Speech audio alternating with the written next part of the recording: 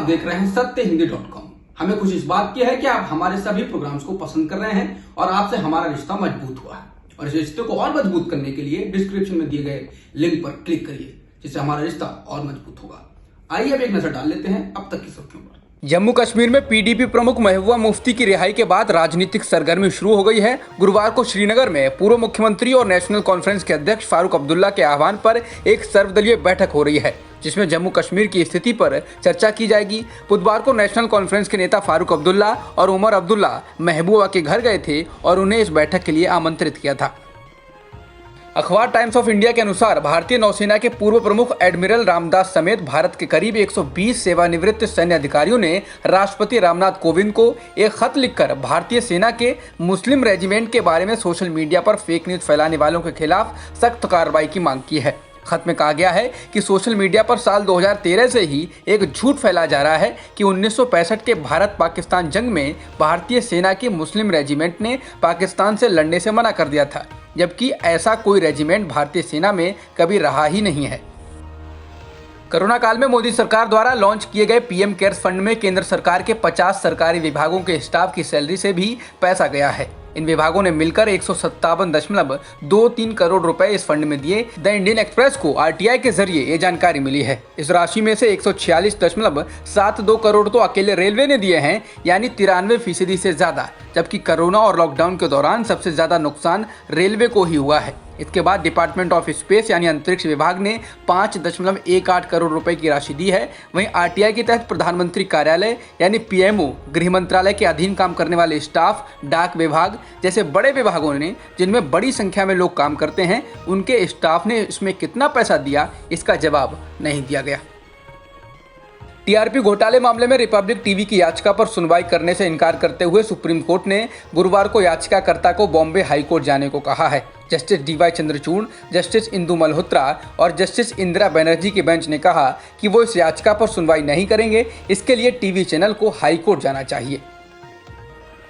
पश्चिम बंगाल में इस बार की दुर्गा पूजा चुनावी मैदान में तब्दील होने वाली है। अगले साल चुनाव से पहले बीजेपी के केंद्रीय नेताओं के अहम दौरे होने वाले हैं। इसके पहले प्रधानमंत्री मोदी 22 अक्टूबर को कोलकाता में एक पूजा पंडाल को संबोधित करेंगे।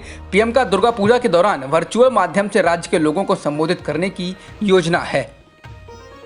अंग्रेजी अखबार द हिंदू के अनुसार हाथरस मामले की जांच कर रही सीबीआई ने बुधवार को मृत युवती के पिता और 2 भाइयों से करीब 7 घंटों तक पूछताछ की। युवती के बड़े भाई को सीबीआई ने मंगलवार को भी हाथरस में बने अपने अस्थायी दफ्तर बुलाया था। सीबीआई फिलहाल हाथरस के कृषि विभाग के उपनिदेशक के ऑफिस से ही काम कर रही है। भारतीय सेना प्रमुख जनरल मनोज मुकुंद नरवणे अगले महीने नेपाल का दौरा करेंगे। भारत और नेपाल के बीच हाल में सीमा विवाद बढ़ने के बाद ये भारत की तरफ से किसी उच्च अधिकारी की पहली नेपाल यात्रा होगी। अमेरिका में अगले महीने होने वाले राष्ट्रपति चुनाव को लेकर सर्वेक्षणों का दौर लगातार जारी है। एक सर्वे के अनुसार 68% से ज्यादा पंजीकृत भारतीय अमेरिकी वोटर्स जो बाइडेन को वोट देने का प्लान कर रहे हैं और सिर्फ 22% ही डोनाल्ड ट्रंप को वोट करेंगे। सर्वे में यह भी पाया गया है कि जो लोग ट्रंप के समर्थन में हैं वो मोदी को समर्थन करने वाले हैं और जो लोग ट्रंप के विरोधी हैं उनमें से भी 40% लोग मोदी को पसंद करने वाले हैं और लगभग 40% से ज्यादा विरोध करने वाले हैं। वहीं उपराष्ट्रपति पद के लिए कमला हैरिस के नॉमिनेशन के बाद अमेरिकी भारतीयों में खासा उत्साह है। भारत में एक दिन में कोरोना संक्रमण के 67,708 नए मामले सामने आए हैं और 680 लोगों की मौत हुई है, जिसके साथ ही देश में कुल संक्रमितों का आंकड़ा 73,07,000 के पार हो गया है और मृतकों की संख्या 1,11,000 के पार हो चुकी है। फिलहाल एक्टिव मामले 8,12,000 से अधिक हैं। भारत में पिछले एक दिन में 11,36,000 से अधिक सैंपल्स की टेस्टिंग की गई है, जिसके साथ ही देश में कुल टेस्टिंग का आंकड़ा 9,12,00,000 के पार पहुंच गया है। अनलॉक 5 के कई प्रावधान आज से लागू हो गए हैं। इसी के साथ लंबे इंतजार के बाद देश के सिनेमाघर, मल्टीप्लेक्स, स्विमिंग पूल और मनोरंजन पार्क आज से खुल जाएंगे।